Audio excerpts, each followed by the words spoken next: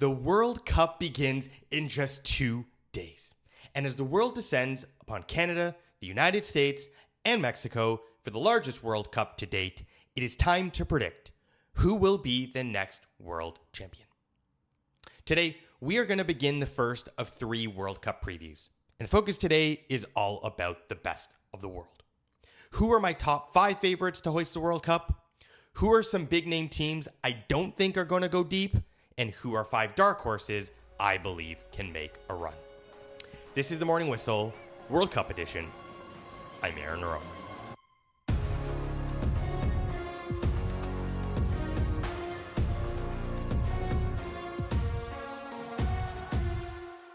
There are many great teams in this year's tournament. Groups that have won World Cups, Copa Americas, European Championships, and AFCONs. There are teams with Ballon d'Or winners, teams with living legends, and teams with incredible youth. And with 48 of them in this year's edition, the draw has never been more open. With all of that said, here are my top 5 teams in this year's tournament. Starting at number 1, we have Spain. The reigning European champions will be hard to take out. With a core group led by Lamine Yamal, it is a dynamic group up top. They're quick on transition, confident, and they have a ton of experience playing together. They also have the most skilled midfield in the tournament, with the likes of Barcelona maestros Xavi and Pedri, Ballon d'Or winner Rodri, and Champions League winner Fabian Ruiz. Now, with Yamal. 2 years ago, this kid had his European coming out party at the European Championships. Still raw at 16, he absolutely torched with his raw speed, decision-making, and composure. And since then, he has only improved his finishing. He scored 24 goals this year with Barcelona to lead them, and he's continued to mature. At 18 years old, he is the best teenager I've ever seen. Now, his health is in question. He missed the last 45 days with Barcelona, but he is expected to be healthy, and he will lead their line, and he could establish himself as one of the best players on the planet. Importantly for Spain, it's their manager, Luis de la Fuente, who is an international maestro for me. With Spain, he won the UEFA Under-19 Championships in 2015, the Under-21 Championships in 2019, an Olympic silver medal in 2020, and of course, the European Championships in 2024. In 41 games leading Spain, he's won 30 matches and lost only 2. He is built for tournament football, and there's only one trophy that he's missing. Plus, the draw, in my opinion, really works in their favor if they top their group. Their round of 16 could be either Colombia or Croatia in a quarterfinal against either the US, Belgium, or Senegal. All good teams, but they have a clear path to the semis. If they build momentum, watch out. Number 2 for me is England, the 3 Lions. Here's the book on England over the past 10 years. A ton of talent, but never the momentum to get it over the line. Well, I believe things could be different for them in this tournament. And I think there's 3 reasons why it could finally come home. 1 is their new manager, Thomas Tuchel. Yeah, that's right. No more Gareth Southgate. He cut some top players from them who were lacking form coming into the tournament. Who would have made it in the past, like Phil Foden and Cole Palmer. He's gone for form and ability to play the right role on this team. No more fitting square pegs into round holes. 2, Harry Kane is now a champion, and he is as ruthless as ever. Until he moved to Bayern Munich just a couple of years ago, he had never won a trophy in his senior career. And he's now won 4 in his last 2, including the German Cup, which they won this year, where he scored a hat-trick in the finals. He was the top scorer in all of Europe this year, and he's also been great for England of late. When he's on, he is hard to stop. And then last, for me, this lineup really is so deep top to bottom. If Jude Bellingham isn't performing, they can go to Aston Villa's Morgan Rogers. If Kane needs a strike partner, they can go to Ollie Watkins. If it goes to a shootout, Ivan Toney is as good as it gets. If Bukayo Saka isn't there, he can call on his club teammate, Noni Madueke. This team is deep. They have the striker. They have a coach who is just focused on winning. And I believe as well, it could be the time because they've been getting closer and closer. Number 3 is France. It has been 2 straight World Cup finals for Didier Deschamps, Kylian Mbappe, and France. And while there always tend to be questions about this group's cohesion, there's one thing that you cannot deny. They are the most offensively explosive team in this tournament. On the right wing, they can choose between Michael Olise and Desiree Doué. On the left, they can choose between Mbappe, Dembele, Barcola. Through the middle, Thuram, Mateta, and that's not even including the skilled Ryan Cherki, who can play as a winger, a 10, or even a striker. And then, of course, there's all the experience in the midfield, in the back line. The Hernandez brothers, Koundé, Konate, Upamecano, N'Golo Kante, Adrien Rabiot. And here's what I will say. Kylian Mbappe has been nothing but criticized over the past 3.5 years, whether it be at France or whether it be at Real Madrid. Lest we forget, he is the youngest man to ever score in a Champions League final. And in the last tournament, he almost single-handedly won the trophy for France. This is his tournament. He needs just 4 goals to tie the all-time record for goals scored in a World Cup. And I say he does it this tournament. Now, the draw does pose a challenge for them. If they win their group and Germany wins theirs, that could be a potential round of 16 match. Not easy. But if they get through that, watch out. At number 4, I have Brazil. Now, Brazil hasn't won a World Cup since 2002. That's 24 years. It also ties the longest they'd ever gone without winning a World Cup in the past, between 1970 and 1994, which of course was also held in the United States.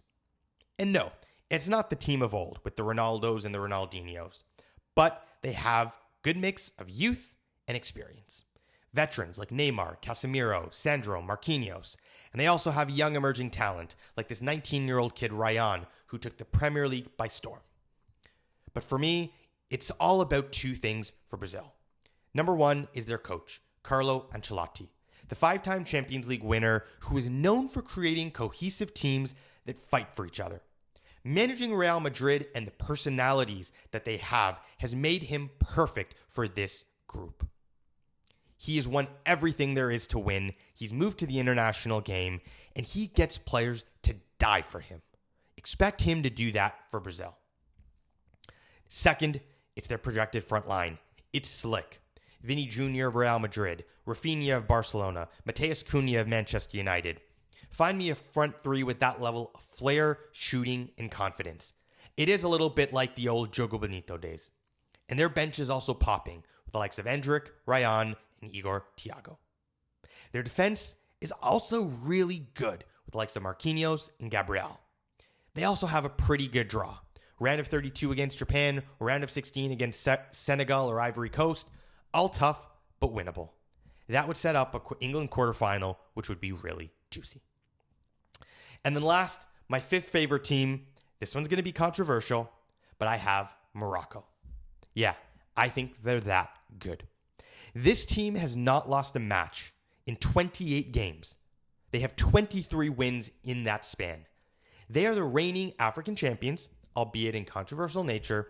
They reached the semifinals of the last World Cup, and they have depth, winning the Arab Cup with their B team. The weather will not get to them. They will be comfortable in the blistering American heat, and more importantly, they have a talented roster that is chemistry together. On the back end, Nusayr Mazraoui, Ashraf Hakimi, Naif Agard, they're all comfortable at the back. Up top, talents like Brahim Diaz, Ismail Saibiri, and Real Betis winger Abde Ezalzouli. They do have a new manager, Mohamed Ouhabi, but this group, to me, really good chance to make the quarterfinals.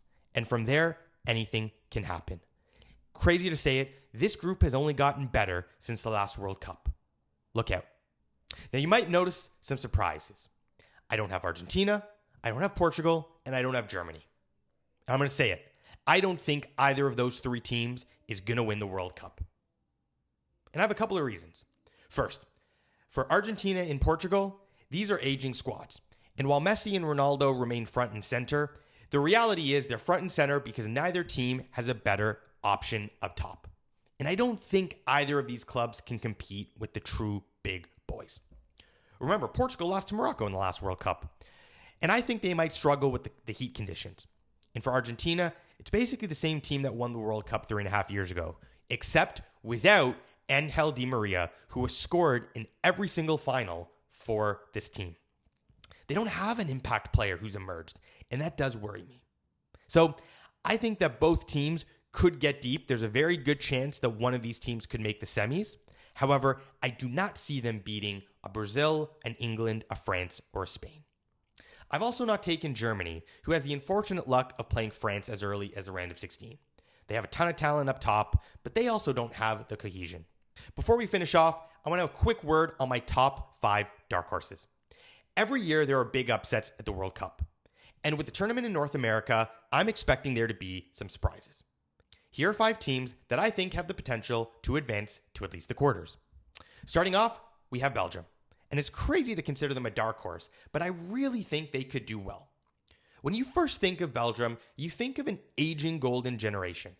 But for the first time in a while, they have this injection of youth. Whether it's lightning fast Man City winger Jeremy Doku, strong Aston Villa midfielder Amadou Onana, or silky Atalanta striker Charles de Ketelaere.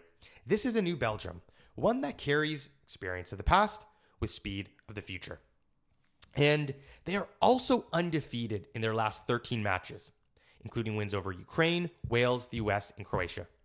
Their last World Cup prep match, they dominated Tunisia 5-0. Next, I have Senegal. Like Morocco, the AFCON runners-up, who technically did beat Morocco in that tournament, were battle-tested just 6 months ago at the African Cup of Nations. And this group has an amazing mix of experience with Sadio Mane, Idrissa Gana Gueye, Edouard Mendy, as well as exciting talent like 18-year-old Ibrahim Mbiaye of PSG, Nicholas Jackson, and Iliman Ndiaye. They're used to the heat, they won't be bugged by playing in enemy territory, and they play with a spirit that doesn't just represent all of Senegal, but all of Africa. Third is Norway. And it's crazy that I'm taking 2 dark horses from the same group. They're in the same group as Senegal. But Norway, making their first World Cup appearance since 1998, has incredible opportunity to create noise, and it's because of their elite talent at the top of the pitch. There's Martin Odegaard, their attacking midfielder, and of course, Erling Haaland, the reigning Premier League Golden Boot winner. And Erling Haaland is the most clinical finisher in the world, period. He doesn't need a lot of the ball. Just get him one good ball in the air or one good through ball on a run, and he's gone.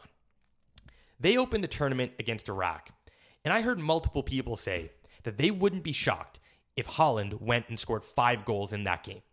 That's how lethal they can be on counters, and I wouldn't be either. 4, and I hate saying this one, the United States. I hate saying it, I really, really do, but they have the potential to go deep. It starts with the simple benefit of being a host nation. They should win their group plain and simple, and their round of 32 match would be either Canada or Bosnia in San Francisco. And the round of 16 match would be either fellow dark horses, Norway or Belgium. But on home field, they could find a way. And here's what I know about the US. Generally speaking, in competitive matches, you put them in front of a team they should beat, they'll do it. You put them in front of a team with more talent, they almost always lose. Well, I don't necessarily see them playing a team with more talent until the quarters. So it is a great opportunity for them to make noise on home soil. Last, I have Japan. Japan is on a really impressive run. The Asian nation has won their last 6 matches, and they include friendly wins over Brazil, Ghana and Iceland, and then they beat Scotland and Glasgow in March and England in London in March. They're deep. All but one of their outfield players plays in Europe, and they have a deep understanding of their style of play. That's because their manager, Hajime Moriyasu, has led the team since 2018, but he was also their under-21 manager until 2021. And so he's not just set the style of play for the men's team, but he's helped steward players from the youth level up to this level and gotten them used to the way that they're going to play. They press heavily, and they have many clinical strikers. This could really be a moment for them. With that, you've seen my top 5 favorites. I've mentioned the teams that I think might flame out, as well as talking about 5 dark horses. I'd love to get your thoughts. Tomorrow, we talk about my bracket, as well as my top favorite matches that I'm excited to see. This is The Morning Whistle. I'm Aaron Nerona.